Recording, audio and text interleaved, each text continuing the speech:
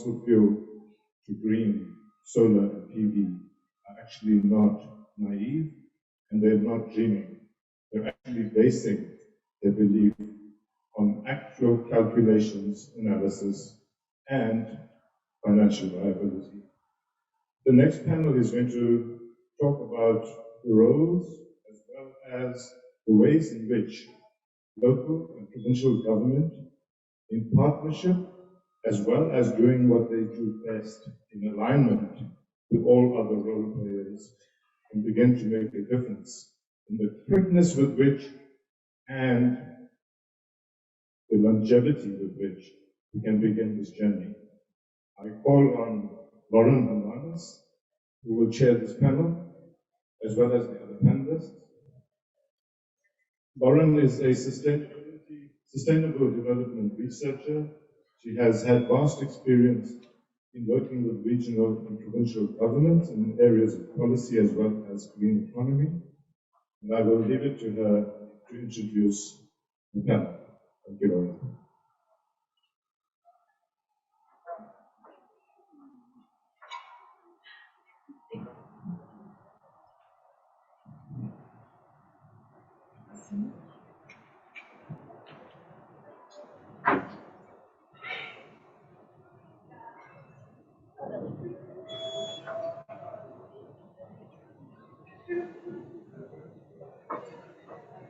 So, good afternoon, everybody. Wonderful to see so many familiar and new faces. We now have the entirely unjust task of not only taking you through the graveyard shift, but also with cut time.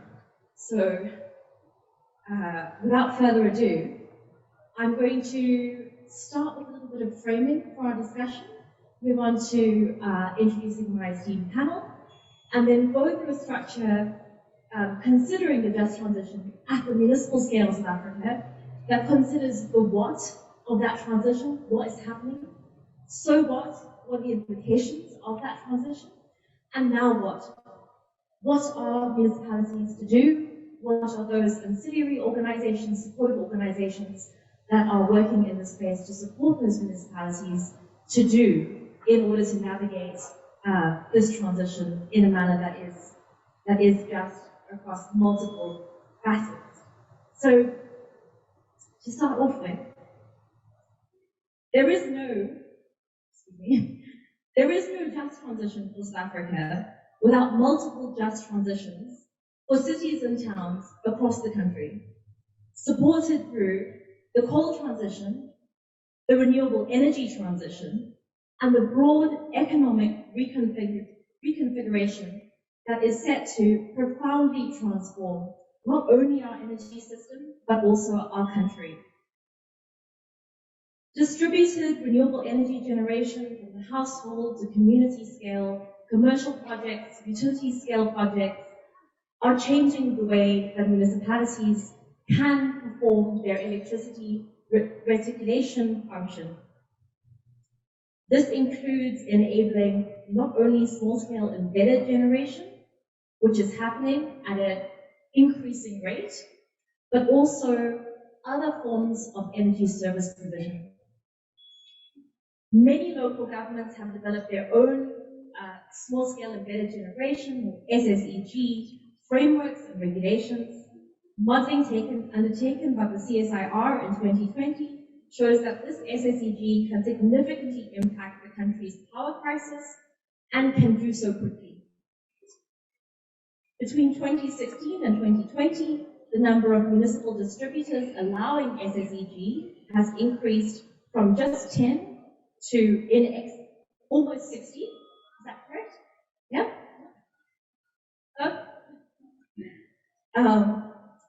With the Western Cape currently having the highest number of municipalities allowing SSEG.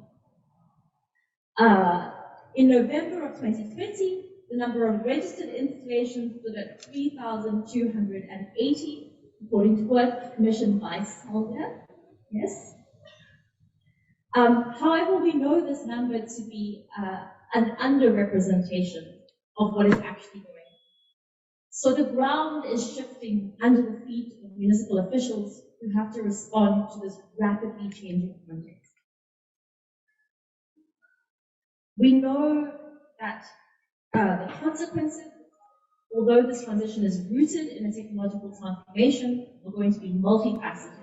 Not only technological, but also policy-oriented, financial, social, economic, and political. It is in this multi-dimensional opportunity context that our esteemed colleagues here are working. To my far right, we have Silas Mulaudzi. He is currently working for SALGA as a specialist responsible for sustainable energy. His role includes provision of expertise and support in various policy, legislative, institutional, and strategic matters related to sustainable energy, both energy efficiency and renewable energy, and advancing and promoting renewable energy, energy efficiency, and building capacity in the energy sector in local government. Then, to my immediate right, we have Hendrik Raedani. He is the Chief Engineer for Alternative and Renewable Energy at the City of Ekurhuleni. He's responsible for implementation of alternative and renewable energy projects, as well as energy efficiency initiatives. He's also, this is my addition, driving what is a groundbreaking energy procurement program, which is set to establish new precedents for how local governments might engage in the energy sector going forward. And then to my left, last but certainly not least, we have Johan Strydom, who is the technical energy analyst at GreenCape. Johan specializes in municipal support for all renewable energy initiatives. So, we're going to start with the what, and since I ended with you, I'm going to start with you again. So, how has the energy landscape changed in recent years for municipalities?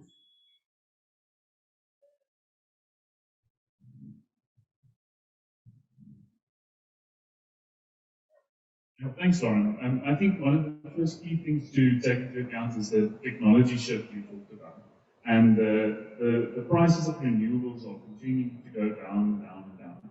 And it's becoming more and more affordable for customers within the municipal grid to get access to renewable energy.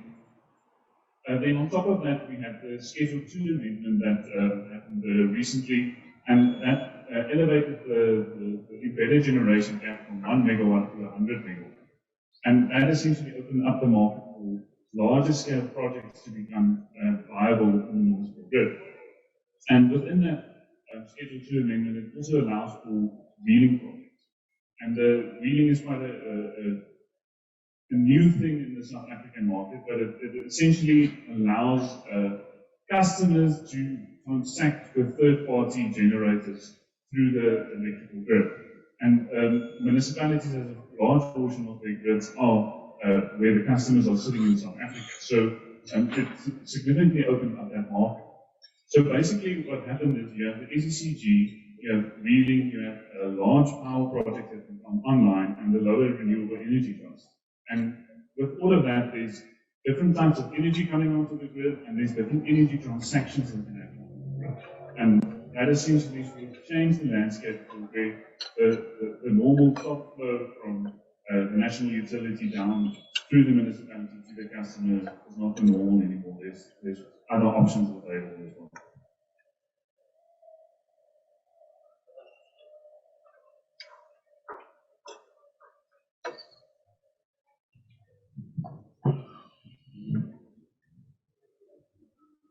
Thank you. Excuse the syncopation of this talk. So, thank you very much for that, Johan. I would like you, Silas, to perhaps elaborate on some of these changes. And in your response, it would be really useful to understand what this means for a particular municipality, and then also what this means across municipalities. How should we be thinking about it at a system level?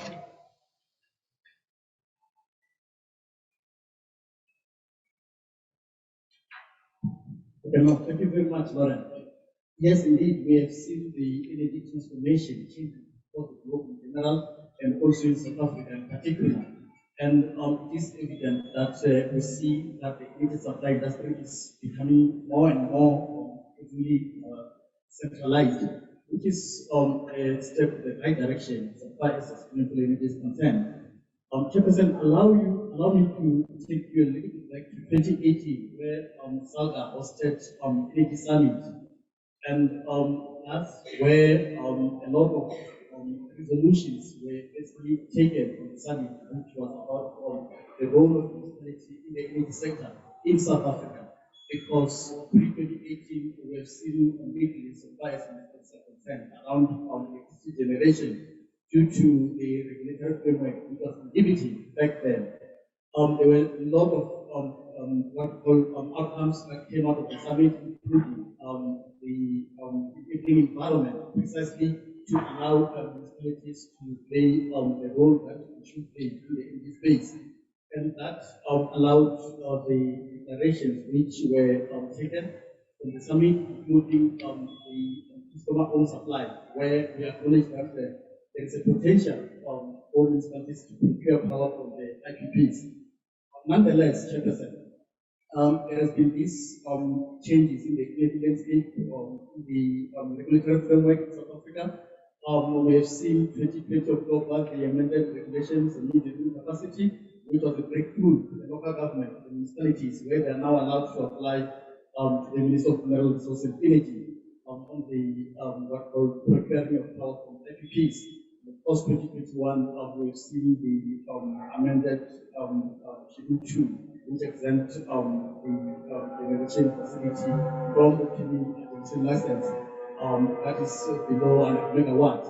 So, Chairperson, we have seen these transformations, and of course, as SALGA, we do continue to play a significant role in terms of recruiting, advising, and build capacity in the municipalities. I need to remind you, Chairperson, that for 2020 and 2021, we have had various workshops where we called or engaged with the regulator, the MRE, and of course, get all municipalities to participate where we needed clarity on various clauses or sections of these amended regulations. And it has been a pleasure, Chairperson, in that environment where MRE clarified and where municipalities are starting to think along the lines of planning on the procurement of power from IPPs. Great, thank you. And thank you for reminding us of this governance transformation that is also going along with the technological transformation that is here. One thing that I'd like to perhaps just go back to you, Silas, is not only are we seeing this technological transformation, this is having profound socioeconomic impacts, perhaps, but there's also for municipalities a particular challenge around finance and governance.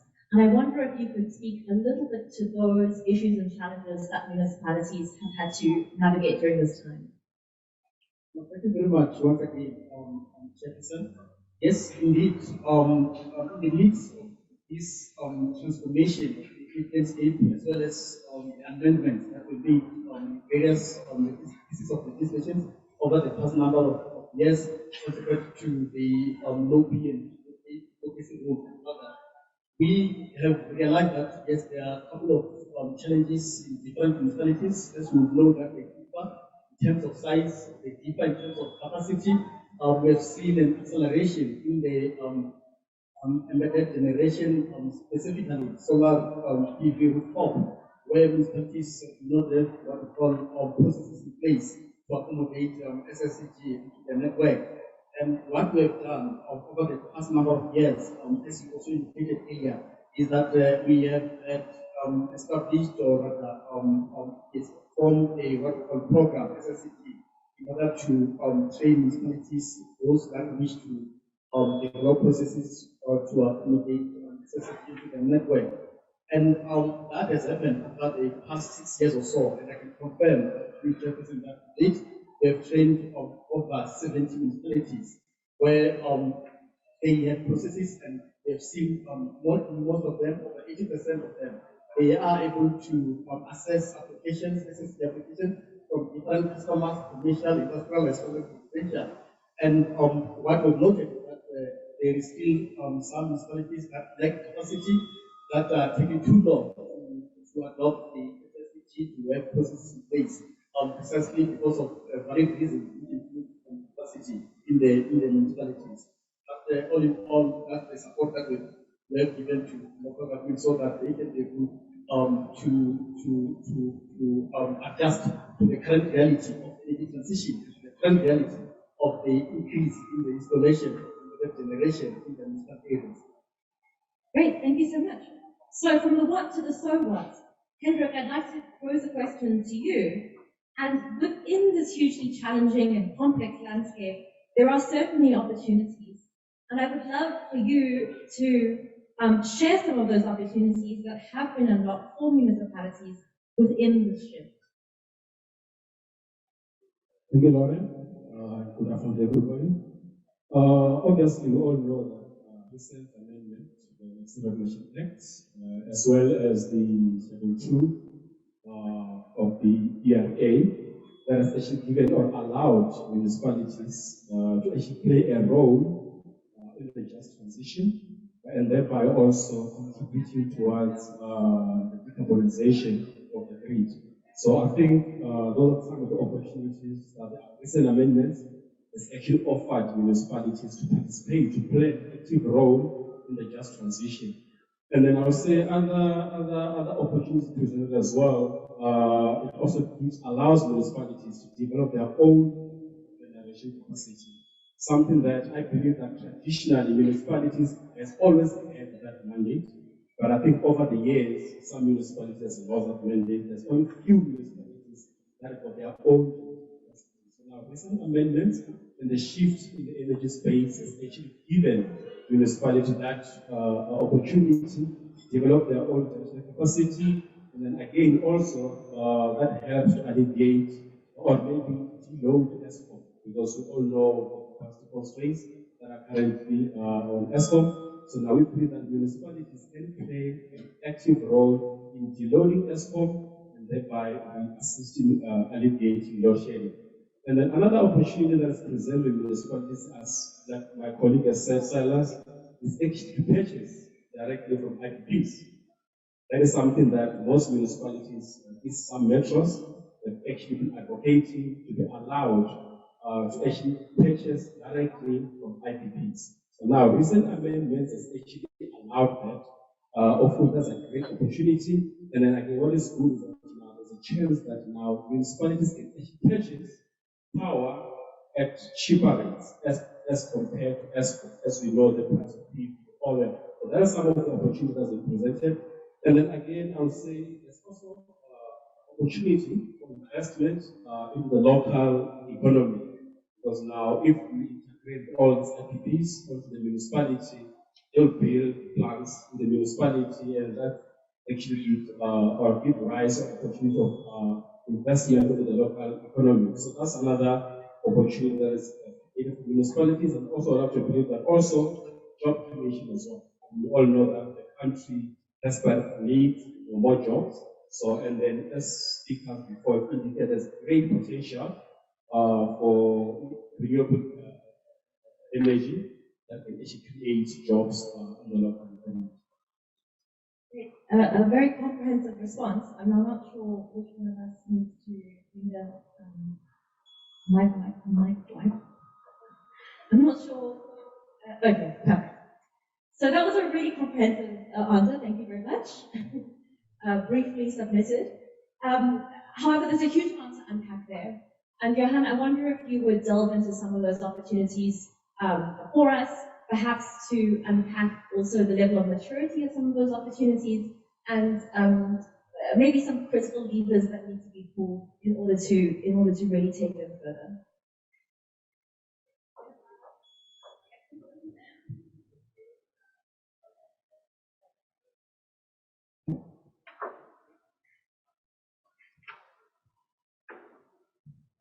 Thanks, Lauren. Thanks, Hendrik. You did give a very comprehensive response. But I think the key thing is to always look for the first step in the process. Right? With the opportunity of green economy and decarbonization, you would want to do the easiest option first, and then learn from it, and then grow your internal capacity to take on next steps. And that's where SCG is, I think, the key first step. So throughout the country, I think you mentioned earlier, there's about 60 municipalities that have adopted SACG regulations, but there's about 150 still, that's less than half. There's about 30%, actually about 30% of the municipalities in South Africa. So there's a large opportunity for smaller towns throughout the country to start with the SACG programs and get to know the processes so that they can start participating in this changing energy landscape. What that essentially we create, and it links to Hendrik's point,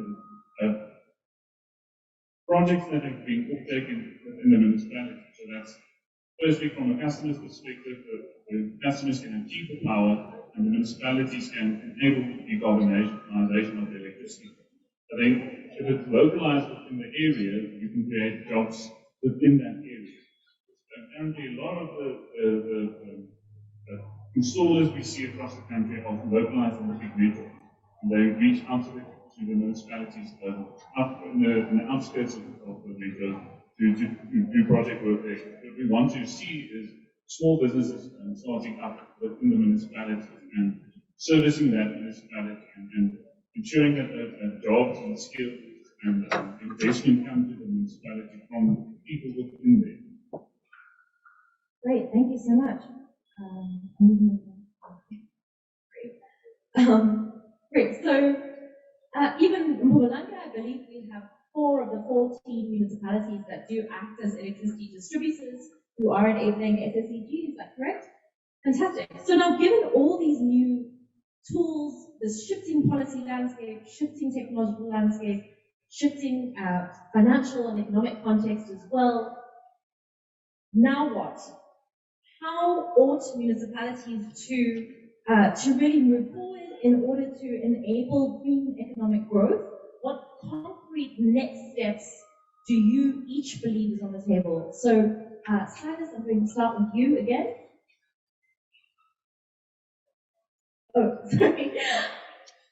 Now what? What should municipalities do to enable this green economy, a more sustainable economy and energy interface at a local scale?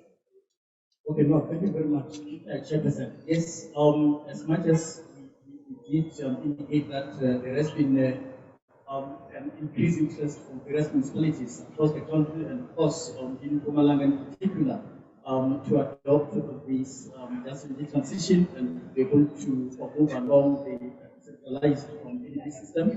We have seen that, as we said, that there are 4 of them that have adopted SACG, and I can confirm that in 2021, that was last year, there were 3 more municipalities that participated in the SACG development program. We look forward to analyze the processes and be able to accept and assess the SACG application that they will be receiving from different customers. And now what? Question. We know that the future is actually centralization, and as my colleague said, that in this purchase of power from the IPP, it becomes even to a certain extent cheaper than the power that Linux will be purchasing from ESCOM. But besides, the regulation allows you to give a role. And the question is, why would municipality go along the lines of power from IPPs, which is more sustainable and more affordable, and more cheaper, and with all those socio-economic benefits that my colleagues have alluded to. So we, Chairperson, can confirm that there is what we call as a way forward in terms of that transition. Different municipalities, plans and processes. Some of the municipalities are actually ensuring that they add their energy projects or renewable projects to their ITPs, and some of them are busy with the feasibility studies, which we believe that in the next month or year they should be ready and they should be able to submit their applications to the Minister of Mineral Resources and Energy for the new generation capacity. So that's the process, and that's where we see Linux getting forward. Great, thanks. And Hendrik, to you the same question. Okay, no, thank you, Lauren. Obviously, coming from a municipal perspective, I believe that now these are practical steps that each municipalities that are willing or hoping to participate in the just transition. I love to believe that they need to create an enabling environment where these projects actually flourish. And then to do that, we all know that municipalities are governed by MFMA, that's Municipal Finance Management Act. So now municipalities need to create that enabling environment and also making sure that such municipalities compliant. And that may include, because we all know that now construction and operation of these power plants is a process that can take, it's a long-term investment where between 15 to 20 years PPA purchase agreement. So now a municipality, normal contract, a municipality about 3 years. So now there's no way you can implement such a program or such a project with a 3-year contract. I mean, there's no return on investment there. But it has to be between 15 to 20 years. So that's the term of the PPA. So that means that now on the MFMA, there's section 33 of the MFMA that a municipality needs to undertake, meaning that now it allows the municipality to enter into long-term contracts where they can actually purchase electricity from IPP. So that's one step that a municipality can undertake in order to be part of the just transition. And then again, it also includes the bids. There's also private-public partnerships, especially on generation of electricity from solid waste. As you know that most municipalities have got landfill sites, and there's great potential of energy generation from waste from landfill sites. So now for such projects that are notoriously difficult to pull it off, but now with the PPP framework in place, municipalities are able to actually participate where a private partner comes in and then actually generate electricity from municipal landfill site where there's great potential there. So the PPP framework can also assist in that, and also including the gate fees for such projects. And then I also say another practical steps that municipalities can take is actually the development of a small-scale embedded generation. As we all know that most residents and including businesses, we are losing most businesses as municipalities, especially industrial customers who've got enough roof space where they install their own solar system on the rooftops, and that actually offsets or that actually has an impact on municipal revenue. But now, if a municipality can actually develop a small-scale embedded generation that will actually integrate these embedded generators on the distribution network, thereby actually developing the right tariffs, where you introduce the feed-in tariffs, where you are able to compensate and encourage those customers to generate, and at the same time, leverage on our greatest asset as a municipality, that is the grid. I'm not only here because I want to go off, but that's not the case. I mean, the grid is our great asset as the municipality. So now, even though we are losing, like I can imagine, we still have the grid that we can leverage. And the only way we can do that is development of appropriate tariffs, where instead of actually generating revenue from the sale of kilowatt hours, we actually generate revenue from the use of the grid. So that's another practical step that the municipality can take. And then again, I also say over the recent years, there has been a lot of requests from municipalities to actually allow wheeling, where most businesses actually want to wheel power from generators, and in this case, mostly from the Northern Cape. So now you allow wheeling at a municipality. So now it's actually another practical step that a municipality can undertake to develop a wheeling framework where you allow business customers to wheel across your grid, and that as well actually becomes another revenue stream. You are using revenue, but it's another revenue stream where we leverage on the grid to actually still make a business case of the municipality to say. And then again, another practical step, I would say, freeing up a municipal land. That's another practical step that any municipality can do. Although the municipality has a vast amount of land, so now freeing up that land to allow RPPs to come in and develop these power plants, right, with the objective of actually selling or the municipality becoming 100% off-taker of electricity. So that's another point. And the last one, I would say, also the municipality to also apply for relevant permits. That also allows us, I think that's the reform of the Electrification Act where applicable. So I will end there. Thank you. Great. So, Johan, if there's anything else, you feel free to add it. But otherwise, elaborating on this idea of now what we do, what kinds of support is available to different municipalities in order to move forward with some of the concrete steps that our colleagues have outlined over here.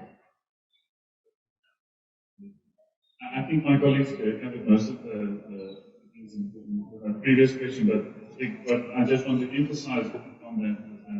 I think the grid is the municipality's strongest asset. Because it's existing, it's an asset they have, and like Hendrik said, they need to leverage it. And there's some key things that the municipality need to focus on when maintaining the grid, and that is cost of supply studies and electrical master plan. And that's where I think provincial government should come in and support local municipalities to unlock funding for them to do these types of studies. And organizations like COPTA and BLG to support local municipalities with those foundational stuff. Because local municipalities sometimes struggle with the capacity to develop these, and there's definitely some support that can be given to them. And I think the other support that specifically from Mpumalanga, the Mpumalanga Green Cluster is an amazing first step to giving direct support to the municipalities in Mpumalanga. They can receive SACG support in the forms of technical knowledge transfer and financial knowledge transfer to their municipal officials. They can get support from feeding tariff design and also general support with any technical challenges they would have with SACG. The cluster also has access to reading frameworks and reading tariff design that will be transferred to the municipality. And then encompassing all of that into one big basket, we also have the renewable energy policy draft that we can share with municipalities and customize them to encompass all the various aspects that would, municipalities would need to enable this green economic revolution. So within the Mpumalanga Green Cluster, there's already quite a lot of support structures that can be deployed to the local municipalities in Mpumalanga, and we're quite excited to partner with them and start firstly looking at SCG and then building that whole story of ensuring that energy transition is happening at the municipality. Great, so I have been given a nod that we are fast running out of time. We've covered a huge amount of content here today, including system costs and understanding of system costs, fiscal model implications for municipalities, tariff structures as well, and support with tariff structures, especially SSEG tariffs, enabling regulations, local economic development implications, some grid implications as well for this energy transition. One thing that hasn't really had center stage, although it is at the heart of the municipal challenge, is how do we make sure that this technological transformation is indeed just, and at a very basic level, I believe, we might all have different views on this, this means a sustainable, affordable, accessible service to all residents of South Africa, and most profoundly in terms of the technical and administrative challenge for low-income households and poor and marginalized households as well. So to wrap up, I'm going to ask you for a tight sentence, maybe 1.5 sentences at a max for each of us, as a way of wrapping up the conversation. So wherever the mic lands will be the first person. Sure? Good? Okay, fantastic. So, Silas, we'll start with you. Thank you very much, Lauren. Yes, I know that time is tight, but it's also important, Chairperson, to emphasize that there is also substantial support for SALGA for the municipalities. Some of you may be aware that SALGA does offer various capacity building training across many municipalities in the country. That includes cost of supply studies, which we all know that this is a very important tool where starting to get it right so that they can run a sustainable existing business. And of course, this we do together with our GIZ. Also to mention that we also, in partnership with the SAP Southern Africa program, offer a number and variety of support to the municipalities, including the approaches on the PMO as well as the project finance. So that is how to have support SALGA. However, in terms of ensuring that these services be affordable and accessible to the residents on more center basis, development goal number 7 has to do with ensuring accessibility and affordability of energy services to the community. And that's why we offer one of the trainings, which is of supply, the development of SSCT tariffs in order to ensure that day tariffs become sustainable and units tend to sell power at a reasonable as well as cost-effective tariffs as opposed to the current scenario where many municipalities actually go for the lesser tariffs, which in many cases is unsustainable and is not cost-effective.